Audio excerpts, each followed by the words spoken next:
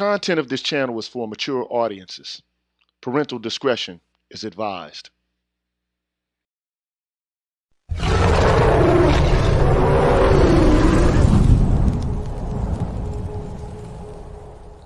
You're tuned in to the Green Gorilla channel. Please make sure to like the video, subscribe to the channel, and hit the bell notification button. And please, feel free to share the video. Thank you.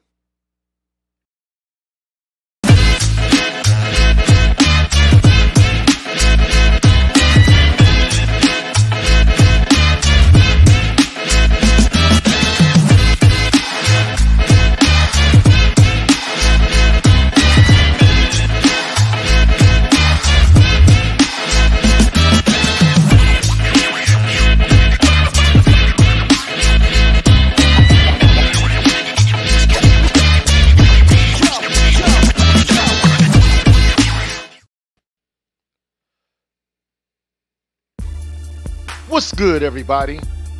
I'm the G with a PhD, and you're tuned in to the Green Gorilla channel.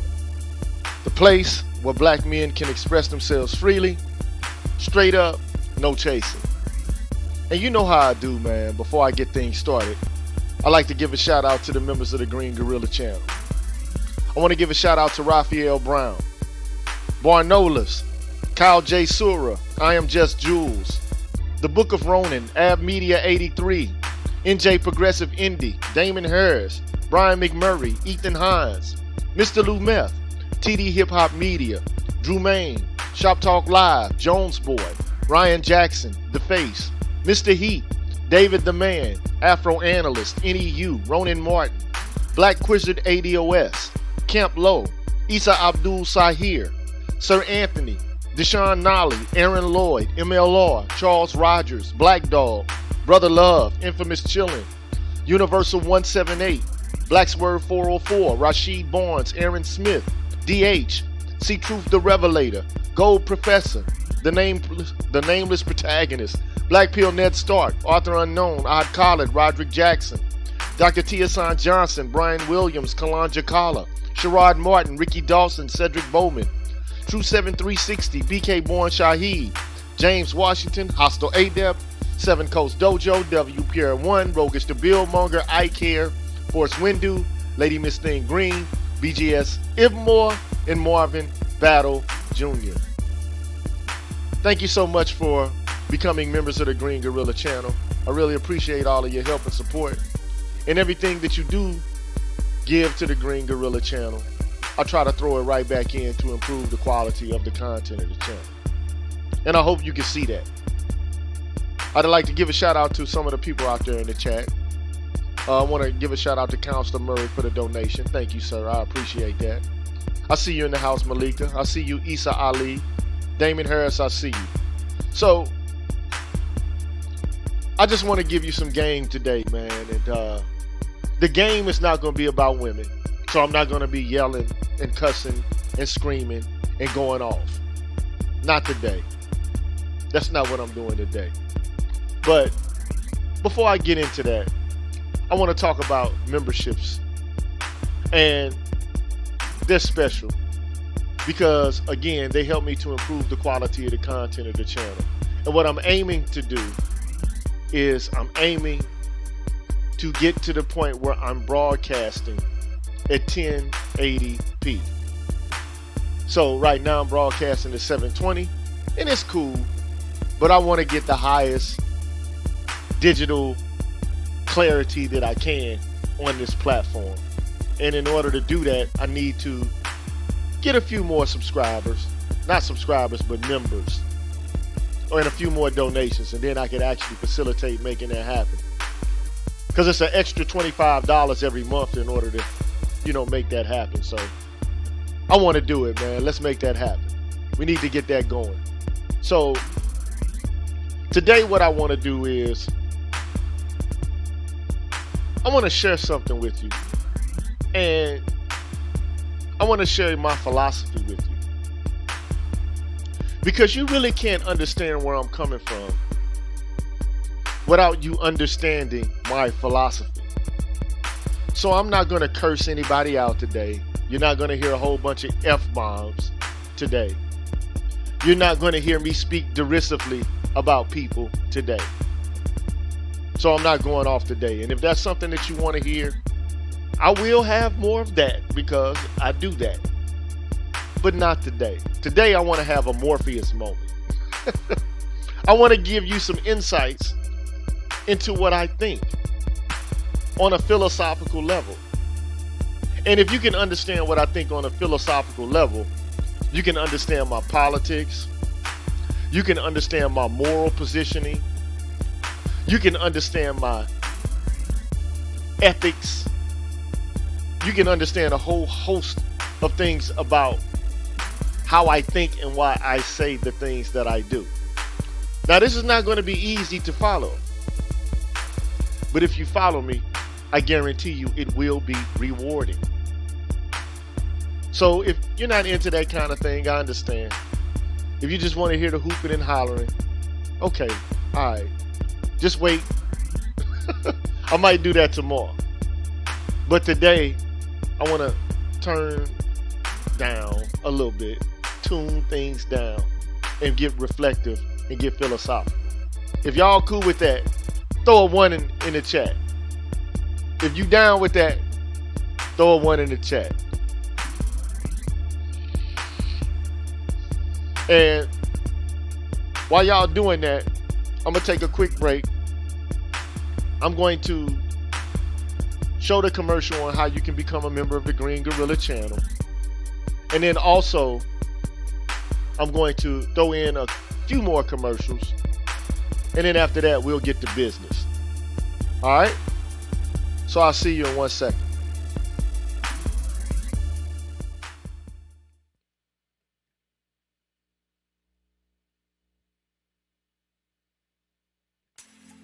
What's good, everybody?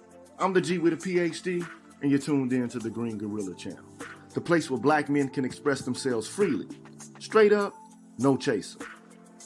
Today, I want to introduce you to my new membership program that consists of 5 levels where you can invest in the Green Gorilla channel on a monthly basis and receive level-specific perks. Memberships are special because they improve the quality of the content of the channel and will help me to be able to keep the channel going. Now, to participate in the Green Gorilla channel membership program, all you have to do is hit the join button, which is located right next to the subscribe button on my channel page. Now, for all of my subscribers who decide not to participate in my membership program, nothing will change. The content will keep coming the way it always has. Thanks for watching, and be careful out here, people. Bless.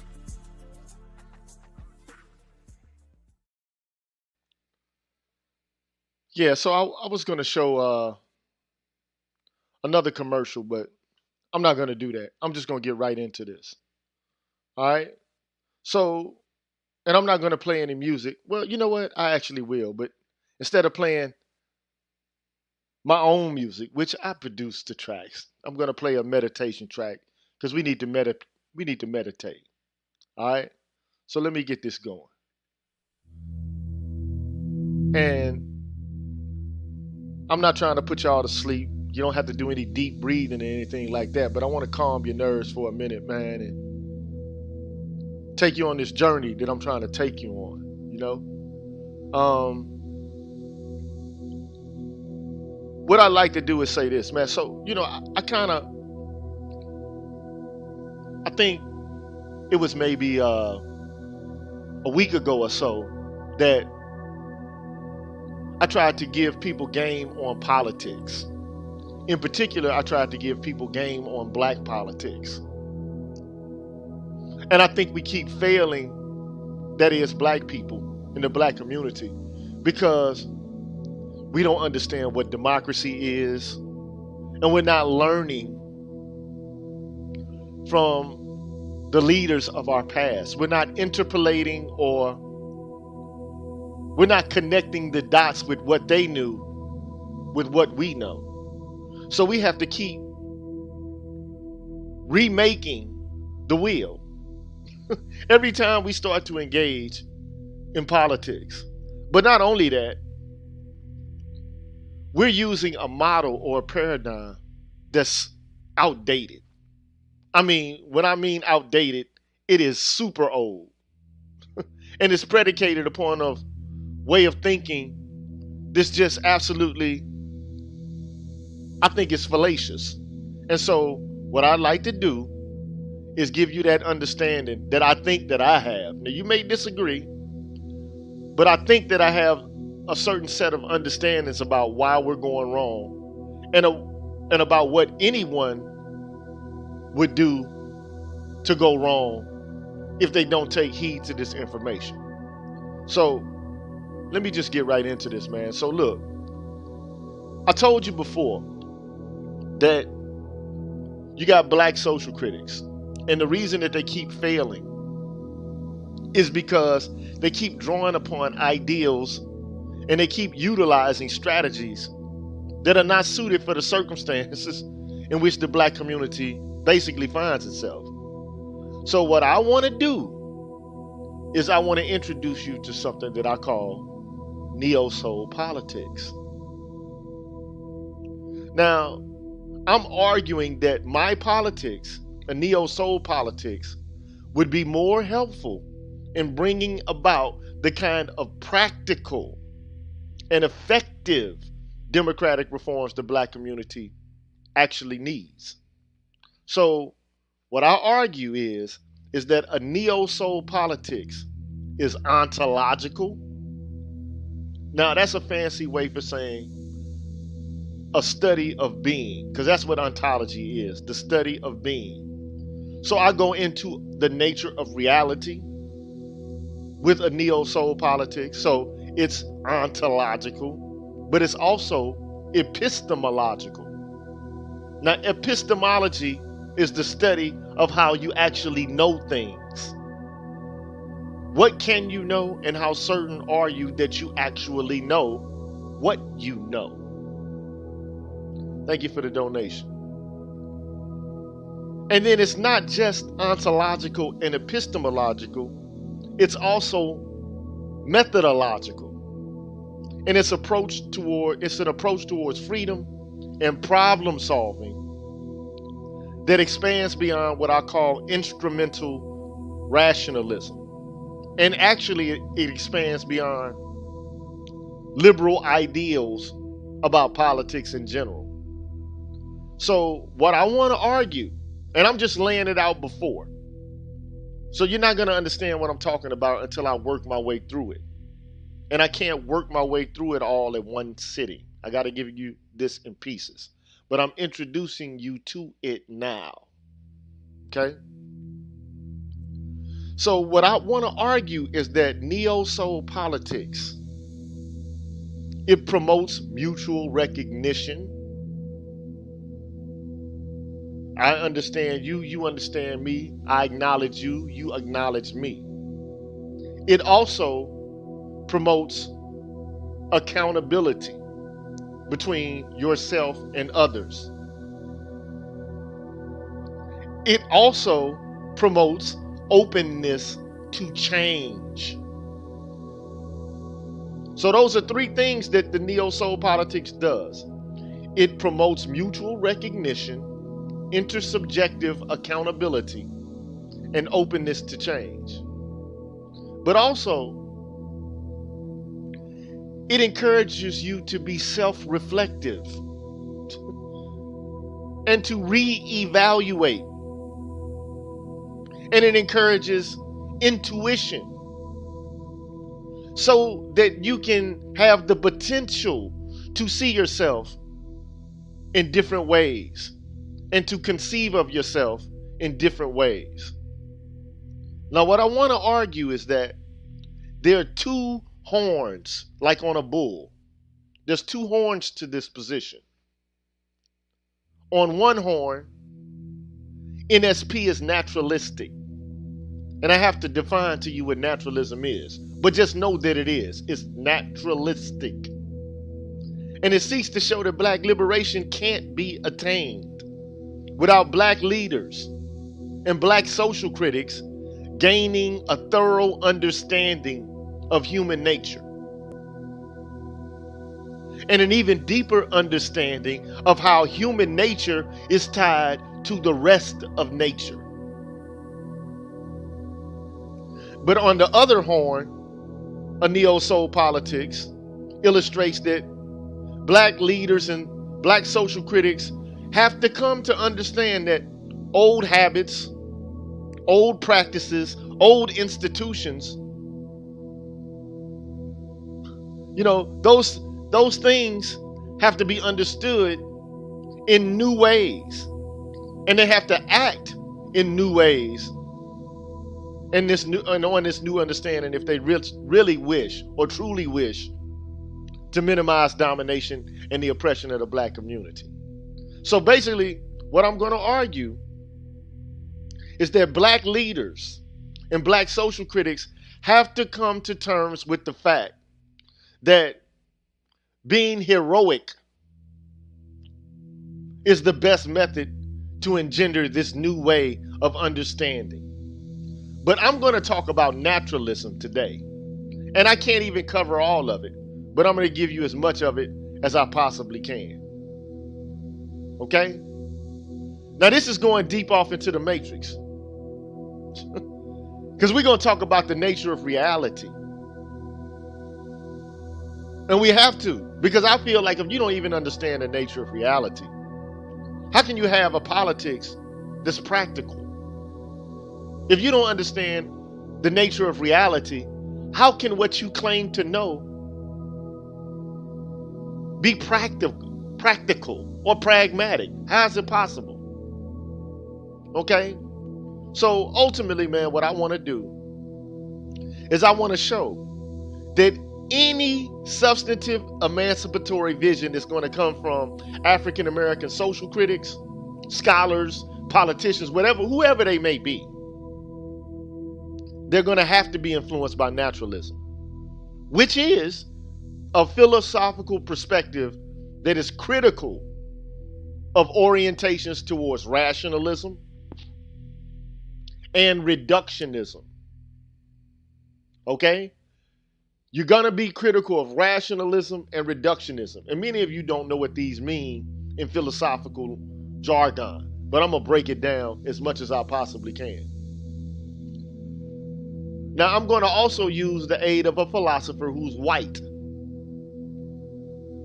So some of y'all might not be into that, but fuck it. I like this guy, and I like the way he thinks.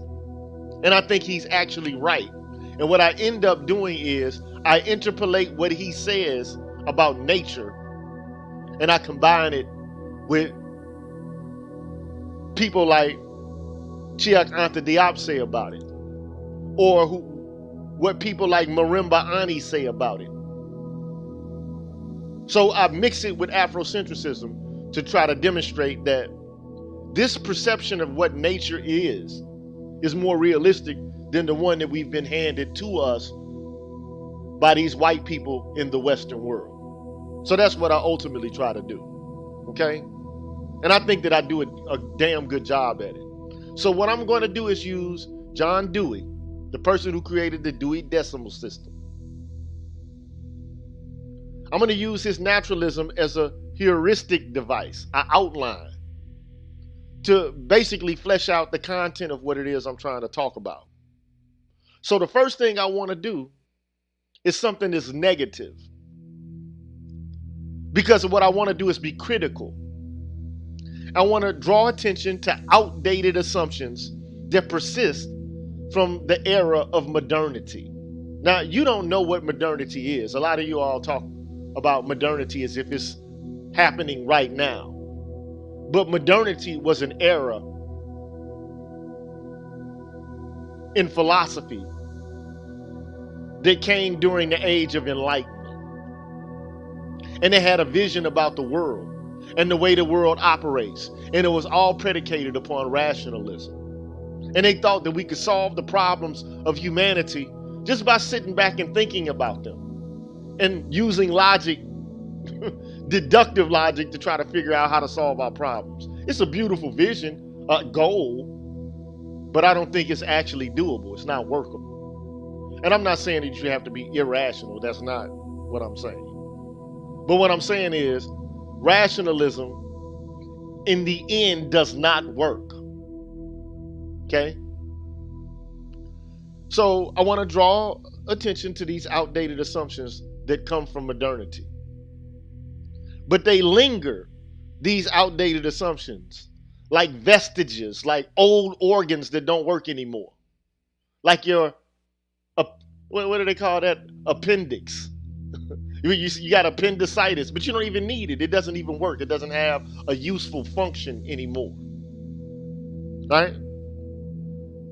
And what I say is that these outdated assumptions, they limit not only the potential of Western politics, but African American politics by extension. Because black people, for the most part, are engaging in Western politics.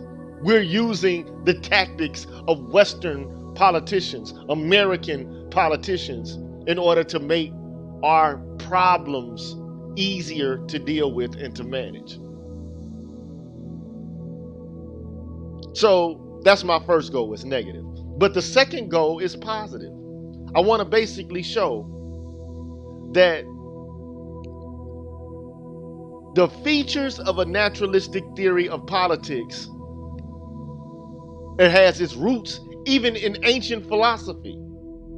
It has its roots in Kemetic philosophy, Aristotelian philosophy, Humean philosophy, and Darwinism, even though Darwin could be perceived as a racist. But I think that he's accurate about a lot of what he says. And I think that currently we have this fairy tale view of the world, and we got to let go of it. But we don't want to let go of it.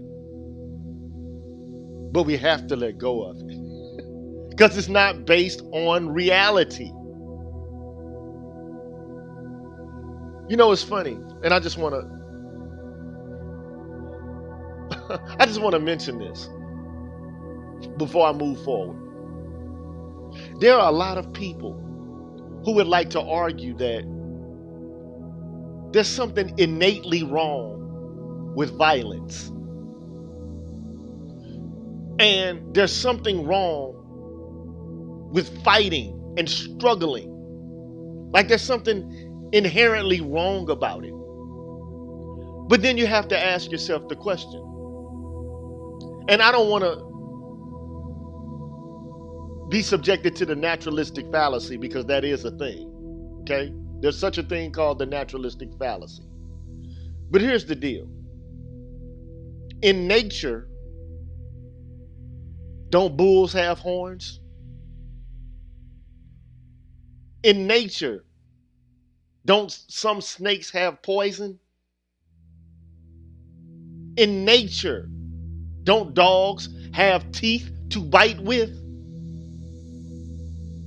In nature, don't frogs have poison?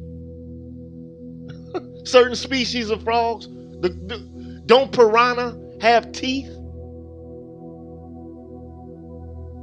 So there's a certain set of assumptions about the nature of reality that we live in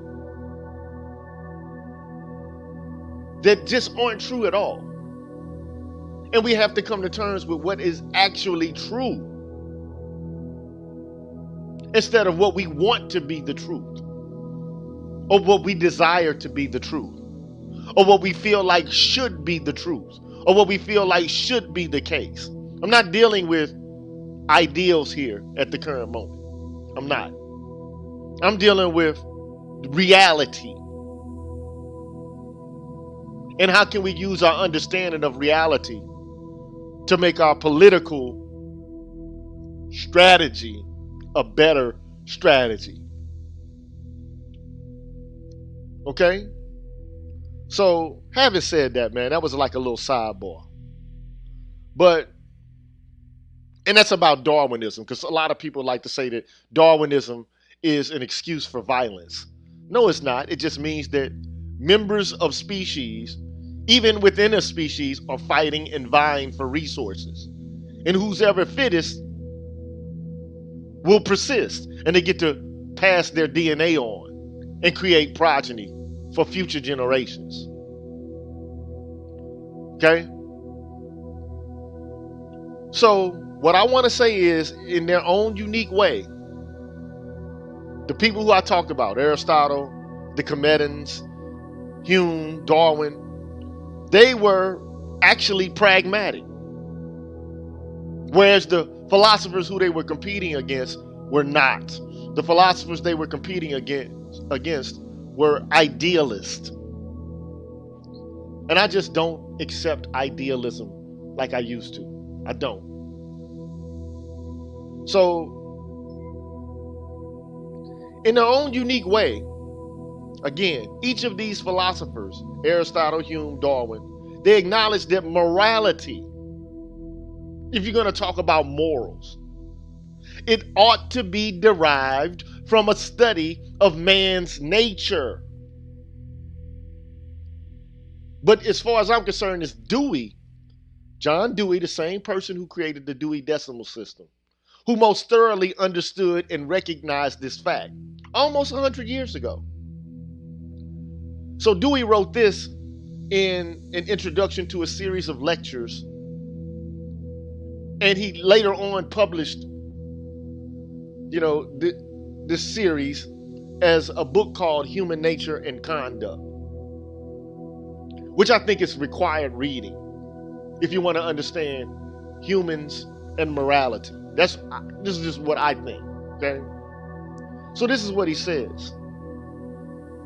He says, a morals based on study of human nature, instead of disregard for it, would find the facts of man continuous with those of the rest of nature, and would thereby ally ethics with physics and biology.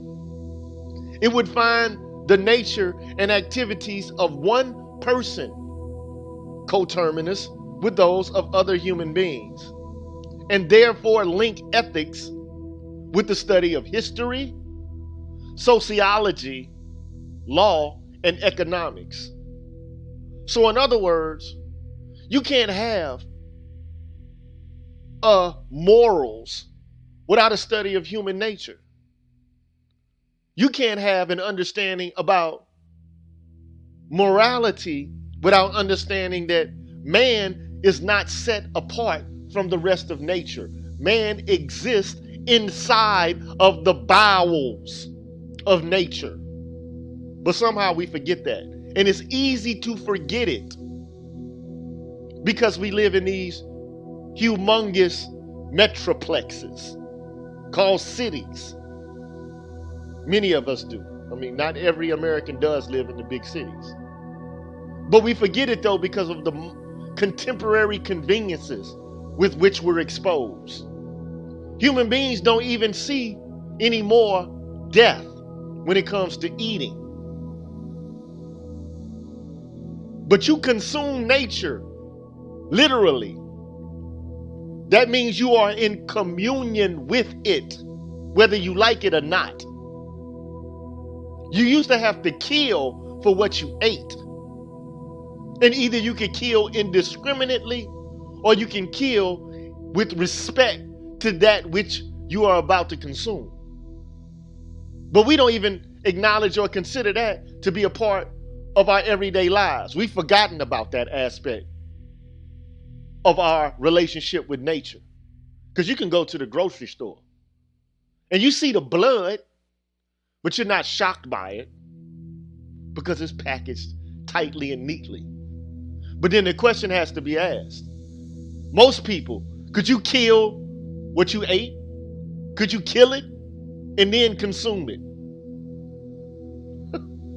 We've forgotten about that. And I think that's a shame. We are animals. We are part of nature. So at any rate, I want to echo what Dewey says here. And I want to affirm the main premise of that series of lectures that he gave called Human Nature and Conduct. And I basically say, a careful study of the interaction of human nature and social environment is crucial to gaining or to procuring universal human liberation and flourishing. Any study that aims for the liberation of a human being or humans that neglects the importance of the interaction of what I call subjective and objective features. You got yourself on a subjective level, the I, the ego. Yeah, you're important, but only insofar as you exist within the context or the confines of a social environment. There is no I without others. You can't even understand or come to understand yourself without living within a social context. There is no I without others to set yourself apart from. So, this interaction of subjective, the I, the ego, and the objective features, the environment, nature, the social environment. Any attempt to understand human freedom without understanding these other things and this interaction is going to be imperfect. It's going to be unfinished. So my final aim is to illustrate that naturalism, in both its negative and its positive phases, is a critical restructuring of many imperialistic and distorted Western values and culture. Now, naturalism's negative phase makes it clear what naturalism is not by comparing it to other ontological, epistemological, and political points of view. Again, those are just fancy words. Ontos, being. Ology, study. The study of being. Episteme. You've heard of the epistles to Paul from the Bible. Episteme is a Greek word which loosely translates into theory. What a study of theory, the study of theorizing, or the study of knowledge. So you got other viewpoints that also have ontological, epistemological, and political views. Well, I want to challenge those which I think are the exact opposite of naturalism. And positively, I want to make it clear what naturalism does on its own merits. I want to show that in a positive way, naturalism basically shows us it can demonstrate its scientific, social, moral, and political accoutrements on its own terms. It doesn't have to be negative. I can show you how it works on its own terms. So, I can't give you all of this today. I'm going to give you about 15 more minutes of this. And because I got to break this down in chunks. And so what I'll do is I'll create next week an installment in which you can get the rest of this. And then I'll break it down into further pieces until you get it all. But you cannot understand me and the way I think and how I argue without understanding this position. And I'm just being honest. Otherwise, it'll just sound like I'm rambling, but I'm not. So the first thing that I want to do is highlight the main tenets of naturalism and show that they are more in line with our ordinary experiences than either reductionism or rationalism. And most importantly, I explain how naturalism, in fact, is a recovery of a practical form of philosophical inquiry that was preferred even in the Western world by Renaissance humanists, but it was abandoned by modern philosophers in favor of a more abstract and a theoretical form of philosophical inquiry. And later on, as I work through this, I want to show that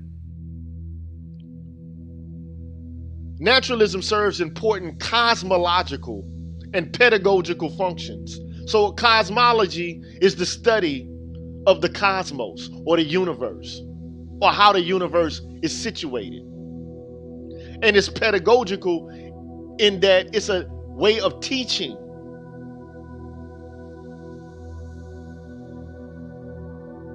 So I basically describe how naturalism serves a cosmological and a pedagogical, a kind of teaching function and a universe setting up. In the same way that the Commetans did with the stories of Nut, Amun, Ra, Alsor, Alset, and so on and so forth. Every culture has a cosmology. But it's unfortunate that when you ask the average American to begin to have a conversation about cosmology, they're all over the place and they have no real way to express it. None. They might tell you about Jesus. They may even tell you about Allah. But what do they know about the cosmos and their belief system religiously? How does it fit in to their nature and their character? This is more than just a belief. This is a way of life, what I'm trying to describe. So, again, I'm saying you can't really understand half of the things that I say and what I talk about without understanding my position on this. And I thought that I should give it to you sooner rather than later, so I don't have to cover over this ground again with the people who follow me. So, I say that naturalism sidesteps the Scylla and the Charybdis, which are these monsters in Ulysses or in Homer's Odyssey with the character of Ulysses, where at one point in the tale, the shipwrecked sailor had to find a way to steer a course between two monsters.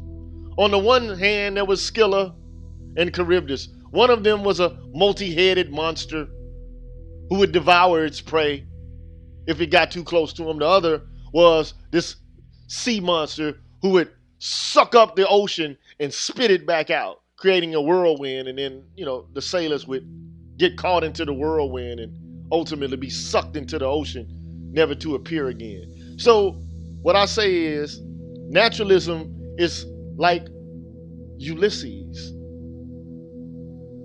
avoiding the Scylla and the Charybdis of rationalism and reductionism. And it sets a tone for an open-ended exploration of human understanding,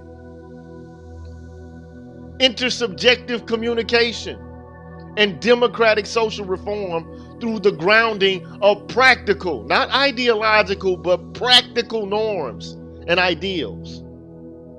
So what I want to do is try to find a way to help overcome communicative difficulties, which we have. We can't even talk to each other. I want to be able to try to find a way to help us change social meanings and understandings.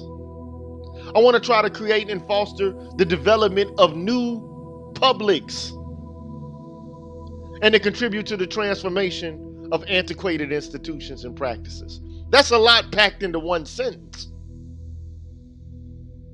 But what I want to do is, ultimately, I want to tie Dewey's naturalism and a rudimentary formulation of what I call disclosure theory together in a way that should be useful for social black critics.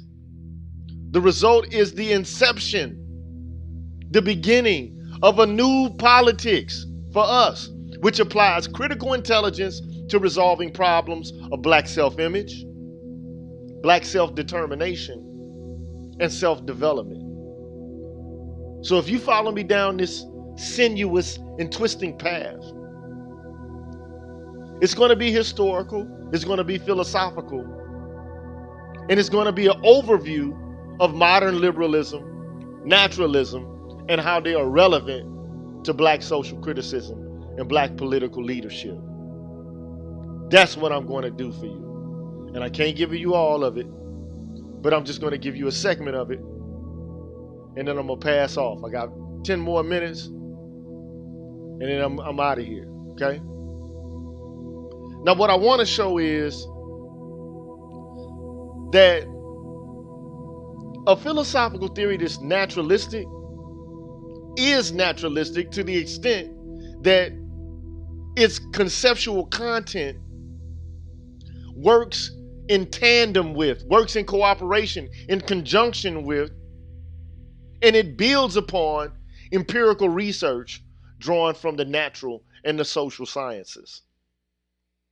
What sciences am I talking about? I'm talking about such sciences as chemistry, biology, evolutionary biology, cognitive psychology, developmental psychology, moral psychology, physics, economics, neuroscience, anthropology, history, sociology, ecology, zoology, comparative religion, and a whole host of other academic disciplines. But something funny happened in the early 20th century. Many influential philosophers, but most notably a philosopher known by the name of Gottlob Frege, he rejected naturalism and refused to reconcile his rational and intuitionist philosophical method with the natural and social scientific information present in his day. So in other words, from his perspective, the empirical facts about human nature and the developments made in the social sciences were irrelevant in matters pertaining to logic, ethics, and epistemology. You just don't have to do it. Now, this is just the most distorted and twisted way of thinking ever. But what he was doing was nothing new. This Frege, Gottlob Frege, who's a logician, by the way, he's a rationalist. It wasn't nothing new. He was enforcing or reinforcing the typically modern and and the rationalist way of what I call decontextualizing philosophical issues and problems in order to gain what I consider to be systematic clarity and certainty about them. But in ignoring new waves of empirical information laid out by the natural and the social sciences, he was doing something non-pragmatic. He was literally ignoring the fruits of the natural sciences. And for the sake of pursuing a particular or a peculiar brand of logical and moral certainty, he was pushing philosophy to a dead end. That is why at the current moment, philosophy is treated like trash. Nobody respects it. No one. If I ask someone, what do you want to go to college and study? The last thing they're going to say is that they want to study philosophy. And why? Because it's impractical. Because it has no bearing, they would say, on my real life. Not on my everyday, my day-to-day. And that's a part and parcel of what these older philosophers, especially somebody like Gottlob Frege, he's not that old, but at the turn of the 20th century, we're talking about, 1900s, okay? So, he was literally ignoring the fruits of the social sciences and the natural sciences and pushing philosophy in a dead end. So, this other philosopher named G.E. Moore, he picked up where Frege left off. But during his tenure, there was this groundbreaking and fruitful research in the social and natural sciences, especially in psychology, anthropology, evolutionary biology. And it was forcing people in the academy to reconsider context. in moral and political matters. So you had early psychologists like Sigmund Freud and Carl Jung. Whatever you want to say about them, they still were brilliant. They were using empirical case studies and discrete experiments in order to try to flesh out the underlying motives for human behavior and action. You had anthropologists like Branislaw Malinowski, who were using field studies in order to discover the context in which man's past was profoundly influencing the current social structure and moral organization. You had evolutionary biologists like Thomas Huxley and Charles Darwin, who hoped that through a thorough understanding of our biological origins, we might be able to shed some light on the structure of our moral nature and our ethical potential. But Moore, along with Frege, they disregarded these findings and approaches, and they helped to usher in a period in which this peculiar brand of rationalism, what I call it, which is analytic, it's intuitionalist reasoning, and it came to dominate much of the way philosophy is today done. I think it's a mistake. I think it's wrong. And I think that the results of this analytic and intuitionalist methodology have been unfortunate. They have contributed to the development of abstract and counterfactual theories of political justice and ethics that are so far removed from the historical context and ordinary experience and what we currently know about human agency, so as to render their prescriptions absolutely impractical. This is why philosophy is perceived as trash at the current moment. Shit. From a naturalistic perspective, it just seems odd to try to make sense of morality, ethics, or justice apart from the context, the concrete, physical, material, and historical circumstances in which these things even mean anything, and how they lead people to commit actions. It seems even odder to make sense of these features without the aid of empirically based theories of human nature and agency, which can serve as guideposts in helping us to understand what is actually possible and practical in the domain of the moral and political. Nevertheless, it's been done routinely. The natural and the social sciences have been dismissed as irrelevant to the philosophical understanding of morality and justice. Now, I'm just going to say this and then I'm going to head out, and then I'll resume this at a little bit later time. But you need to know this. If you want to know what I think, you have to know this. Not all the way in its intimate details down to the core, but to have some cursory knowledge of where I'm going with the way I think about politics and about morality. But the funny thing about rationalism to me, and intuitionalism, which is another name for it, in my view, what's even more perplexing about it is that most of the modern philosophers who were considered to be rationalist philosophers were actually contemporaries of people who you would consider to be natural philosophers. They actually did or allowed themselves to be influenced by the natural philosophers of their time. I mean, seriously. Like, take, for example, René Descartes. A lot of people think that René Descartes is a rationalist, and he is. I think, therefore I am. He abstracts away from the concrete, material, and objective conditions of existence, and he posits that human beings are essentially thinking things. I am a thing that thinks. Now, I don't agree with that. I don't think that human beings are just things that think. Because if that was the case, we'd be thinking more clearly. But apparently, thinking clearly is not as common as one would want it to be. So, even though René Descartes, the person who created the X and the Y plane, it's called a Cartesian plane, Even though this man worked on mathematics, he also did work in optics. He used to dissect eyes and study the eye. So he did more than just rationalist philosophy. He did more than just that. And he also acknowledged and built upon the findings of Copernicus.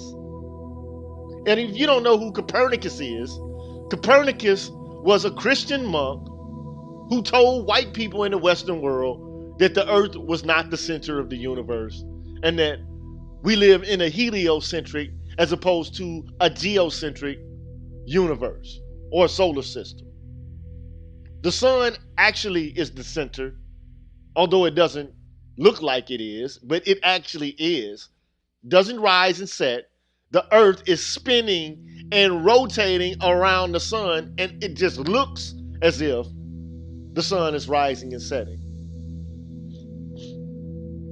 So Rene Descartes acknowledged and built upon the findings of Copernicus and was even prepared to publish an essay until he heard of Galileo's arrest. And he was like, well, let me pump the brakes on that. I ain't gonna let the ops get me.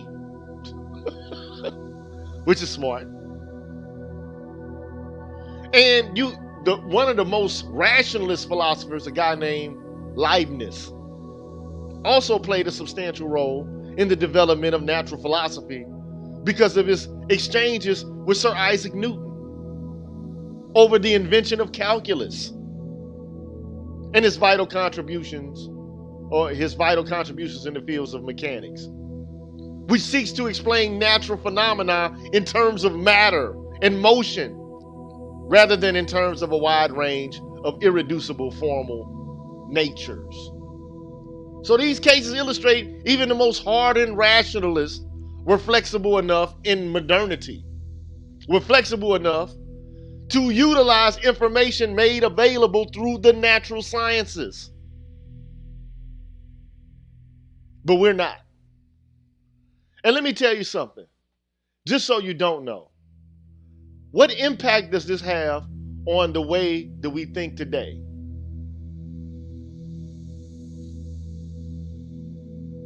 Well, let me just say this. People who study English, do they study biology? Do they know anything about it? Do they study anthropology or know anything about it? Maybe some do, but for the most part, that's not required. They can just pursue whatever line of reasoning they want, and mostly it's just predicated upon philosophy. And I just so happen to think, if you would like to know, to be perfectly honest, philosophy, the way it's done in the academy presently, is a crock of shit. It's dumb as a motherfucker. Dumb. Stupid. Because all you do is you develop arguments and people either agree or don't agree, and you use deductive logic, which is okay. But deductive logic can only get you so far. It can't get you to the end of the rainbow. It can't tell you what the nature of reality is. It can tell you whether or not you're using an argument form that's valid or invalid, but that's about as much as it can do. So I'm going to leave it here for now. That's a lot to take in. It's a lot to take in. And the next time, probably be next week, that I'll talk about this. I'm going to move towards expressing what the nature of reality actually is. And I'm going to try to move beyond rationalism. And to try to explain it more thoroughly, though, before I can move beyond it. Again, I told you I wasn't going to rant and rave tonight. I wasn't going to yell and curse anybody out. I told you that. I wanted you to learn my philosophy today. And we haven't even gotten into it yet. I'm just being negative and critical of rationalism. Then I'm going to be critical of reductionism. Then I'm going to explain to you more thoroughly what naturalism is. And then I'll follow up on what relevance it has to black social criticism. Let me give you a foreshadowing. If black people are not intersubjective in utilizing all of the knowledge available, about psychology, about economics, about anthropology, about history, about developmental psychology, about environmental biology, and using that in order to make sense of what they're currently going through, they're ridiculous. It's absurd. We got to be practical, and we're doing everything but. We're praying to Jesus, or we're reading Karl Marx, or we're reading black nationalistic philosophy, or some other bullshit. We're doing everything but being intersubjective and using all of the research being conducted in an interdisciplinary fashion to make a practical response to the problems that we currently are facing. So, having said all that, man, I'm gonna shout out y'all out. Peace, and I'll holler at you next time. One.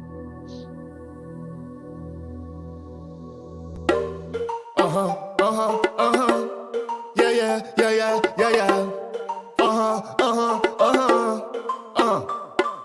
I'm a phenomenon, I shine like Orion. I came in a rap gang to smack it up like Heron, transform it like Megatron. Wait, like Yamatron, most rappers are some peons. I'ma starve them like Ramadan, I'm troublesome. You don't really want no troublesome, cause I pop guns like hood chicks do bubble gum. I been dumb, gon' stay that way till kingdom come. When the sun I'm at, unleash a demon, a polygon. I'm heavy, son, got more knowledge than Farrakhan. More gang than Cap, karma that bitch, I'm named Don Juan. Stay lit off some Shandan, maybe Bacardi Ram. Stay drink to some Nordstrom, call me that Dapper Don. More violent than Genghis Khan, the members of Taliban. Niggas faker than silicon, get hit like a .com, like soldiers in Lebanon. I'm bringing that red rum. When I get through with you, son, you gon' think I see rap. Run! I carry weight like a heavyweight, bake more cakes than patty cake. Watch the fiend salivate. You a lightweight, bantamweight. Better contemplate. If you violate, make you levitate to the pearly gates. I fascinate when I conversate from the show me state where these niggas love to hate and hot murder rate. What a waste, but this flow is just a taste of God's grace. Shining this light in the ugly place in the prophecy. Got more wisdom than Socrates' philosophies. You don't really want no parts of me, can't you see? I'm slicker than Mephistopheles, stronger than Hercules, more dangerous than Damocles. The MCs trying me pretty please. I wet up they white tees, knock them out they wallabies. Now they touch my deliries. For coming up shorter than little C's when I break out the killer bees. I study music like Arcasi, hit chicks look like Ashanti. When I'm breaking them off, they yell at odd poppy. You rack rappers is sloppy, you can't stop me with that. We can sorry, copy, malarkey. I'm a monster like Frankenstein, rock harder than Palestine. You slimes, dropping dimes and snake and serpentine. Can't stand to see me glow like Nas with his big shine. All you haters cold in it, cold sores need calamine. But my hot shit like red bricks hitting your head. Leave the sour taste up in your mouth like lemon heads, like simply red. Wasted some years up in the feds when I touched down. Already red, that gave me head. I got higher vision for higher living. I'm highly driven. I'm acting women like it's some sort of sick religion. Driving an Impala, sitting on it, each 20 inches, and they spinning just like the planets in the solar system. Black country people, over in Africa, down to America. Black country people, we make all the world go round and around, yes. Black country people, up in Canada, down to Jamaica. Black country people, we make all the world go round and